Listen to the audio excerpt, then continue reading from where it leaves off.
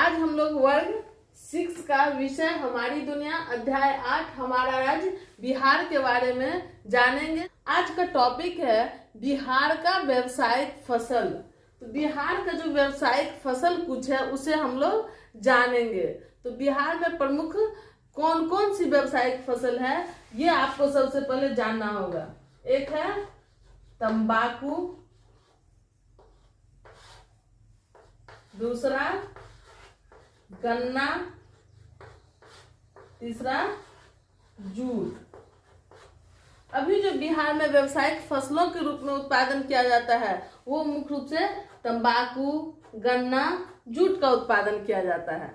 अब देखिए व्यावसायिक फसल किसे कहते हैं? वैसा फसल जिससे हमको तुरंत उसको बेच करके पैसा कमाया जा सके। तो बिहार में जो टोटल 38 जिला है उसमें से कौन कौन जिला प्रमुख है जो इन व्यावसायिक फसलों का उत्पादन करता है, इस चीज को हम लोग जानते हैं। सबसे पहले देखिए तंबाकू का, मुजफ्फरपुर, वैशाली, समस्तीपुर, इन सभी जिलों के कुछ क्षेत्रों में, कुछ प्रखंडों में तंबाकू का उत्पादन सबसे अधिक होता है।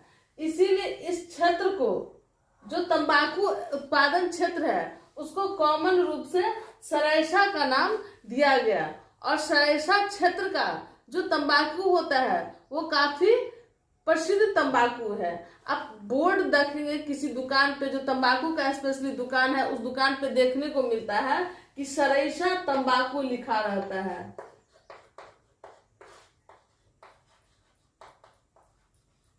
इस नाम से ही एक ये ब्रांड बन गया है, सरेसा ब्रांड तंबाकू का।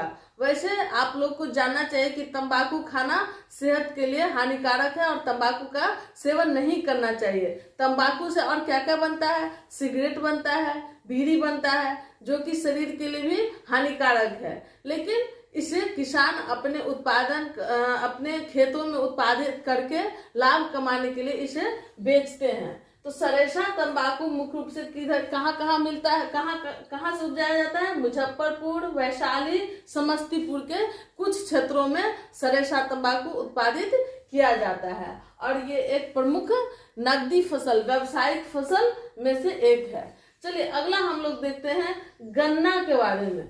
गन्ना उत्पादन का जो मुख्य जिला है हमारे बिहार में वो है पश्चिमी चंपारण, पूर्वी चंपारण, गोपालगंज, सिवान, छपरा। ये जो एरिया आपको दिख रहा है इधर का, वो गन्ना उत्पादन के लिए प्रमुख है।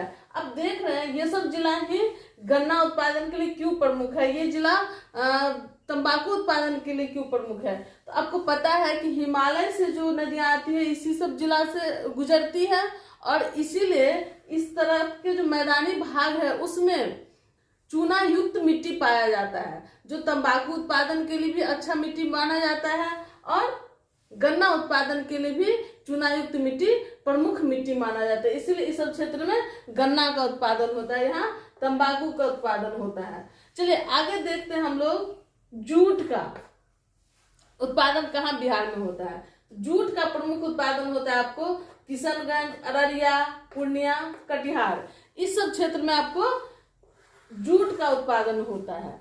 तो ये सब जो फसल है वो बिहार के लिए क्या हो जाता है? प्रमुख व्यावसायिक फसल हो जाता है। अब देखिए तंबाकू से लोग डायरेक्ट तंबाकू को बेचता है। तंबाकू खाने वाले जो नशा तंबाकू का पसंद करते हैं वो तंबाकू का सेवन करते हैं, तो तंबाकू बिकता है, उससे अच्छा मुनाफा कमाता है ये यहाँ का किसान। गन्ना से क्या होता है? तो चीनी बनता है, गुड़ बनता है। जो बड़े उद्योग जहाँ पे स्थापित होता है, चीनी मिल बड़ा सा स्थापित होता है, वहाँ चीनी बनता है। और छोटे किसान जो होते हैं वो गन्ना उत्पादन करके अपने घर पे, अपने दरवाजा पे गुड़ का, गन्ना के रस से गुड़ बनाते हैं और उससे भी व्यवसाय करते हैं। अच्छा गुड़ बेच करके वो मुनाफा कमाते हैं। जूट से क्या होता है? तो थैला का उत्पादन होता है। तो इस प्रकार से ये सारी चीज क्या है, सारी फसलें व्यावसायिक फसलों में गिना जाता है। हम लोग पढ़ेंगे वन के बारे में। बिहार में जो वन है वो 2021 का जो FSI का सर्वे हुआ है, 2021 का जो रिपोर्ट है FSI का, उसके अनुसार 7.84% बिहार के कुल क्षेत्रफल में से जो भूमि है 7.84% उस पे वन है। ये रिपोर्ट कब का है? 2021 का है। हर 2 साल पे FSI का सर्वे होता है और ये रिपोर्ट बदलते रहता है, इसीलिए आप ये डाटा जो है वो 2021 का है और फिर 21 में हुआ तो अब 23 में होना चाहिए, लेकिन ये 24 चल रहा है, अभी तक सर्वे नहीं हुआ है। इसी डाटा से हम लोग को काम चलाना पड़ेगा। इस सर्वे के अनुसार बिहार के किस जिलों में सबसे अधिक वन है? तो उसके लिए 3 प्रमुख जिला है, जिसमें है पश्चिमी चंपारण, कैमूर, रोहतास। जिसमें सबसे अधिक जो वन है वो है कैमूर में। बिहार में मुख्य रूप से 2 प्रकार का वन पाया जाता है, एक आर्द्र पर्णपाती वन, दूसरा शुष्क पर्णपाती वन। तो आर्द्र पर्णपाती वन किधर पाया जाता है? वो हिमालयी क्षेत्र में। आपको पता है कि बिहार का जो उत्तरी भाग है वो नेपाल से सटा हुआ है और नेपाल में हिमालय पहाड़ स्थित है। तो हिमालय की जो तराई क्षेत्र है, तो बिहार का जो उत्तरी भाग है वो हिमालय का तराई क्षेत्र में आता है। इधर क्या पाया जाता है? आर्द्र पर्णपाती वन इस साइड पाया जाता है, जिसमें आप देखेंगे पश्चिमी चंपारण, किशनगंज, कटिहार, मधुबनी, ये सब क्षेत्र आता है। आर्द्र पर्णपाती वन में कौन सा वन आता है? शीशम का, साल का, खैर का, ये सब जो पेड़ है वो आपको आर्द्र पर्णपाती वन में आता है। इस क्षेत्र में शुष्क पर्णपाती वन पाया जाता है, जिसमें मुख्य रूप से शीशम, अमलतास, खैर, इस सब का पेड़ पाया जाता है। इस क्षेत्र में आप देखेंगे कि मुंगेर, बांका, गया, ये सब, कैमूर, रोहतास, ये सब जिला इसमें आता है। इस प्रकार से हम लोग देखें, एक और अंतर देख लीजिए आर्द्र पर्णपाती वन और शुष्क पर्णपाती वन में। आर्द्र पर्णपाती वन वैसे स्थान पे होता है जहां का वर्षा 120 सेंटीमीटर के आसपास, लगभग 120 सेंटीमीटर या उससे अधिक होता है,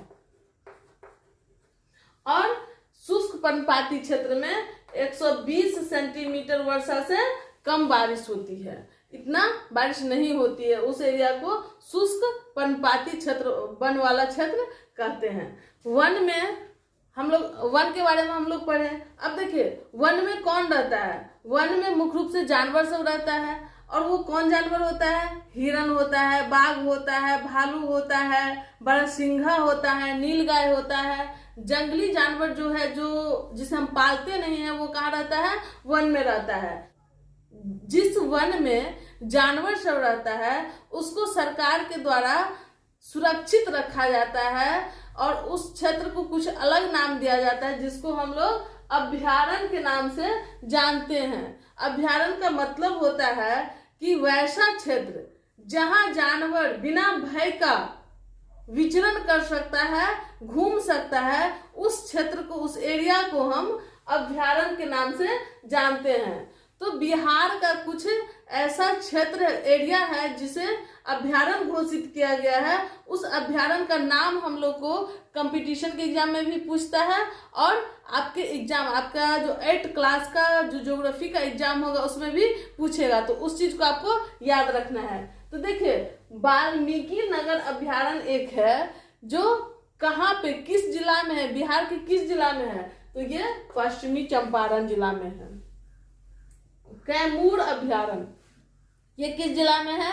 तो कैमूर और रोहतास, कैमूर के बगल में ही आपको दिखाए थे कि यहाँ कैमूर है और यहाँ रोहतास है। तो यही दोनों जिला में, दोनों जिला का कुछ कुछ एरिया आता है कैमूर अभयारण्य में।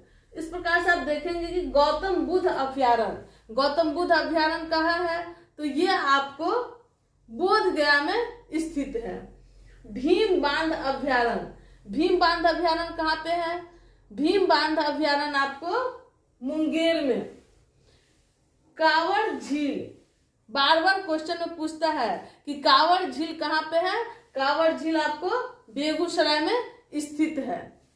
इस कांवड़ झील में देश विदेश से पक्षियां आती है। ठंडा समय में जब साइबेरिया में काफी ठंडा पड़ने लगता है तो वहां का पक्षी इस कांवड़ झील में, बेगूसराय में आने लगता है। अब भीम बांध अभ्यारण्य जो कि हम मुंगेर में बताए, वो क्या है, तो खगड़िया का जो पहाड़ी क्षेत्र है उसी के बीच स्थित है। तो इसीलिए आपके क्वेश्चन में भी पूछा है कि खगड़िया के पहाड़ियों के बीच स्थित अभ्यारण्य कौन सा है, तो भीम बांध अभ्यारण्य है। इस प्रकार से हम लोग वन और वन प्राणी और वन अभ्यारण्य जो है उसके बारे में हम लोग जानकारी लिए। अब हम लोग कुछ जनसंख्या, बिहार के जनसंख्या के बारे में जानकारी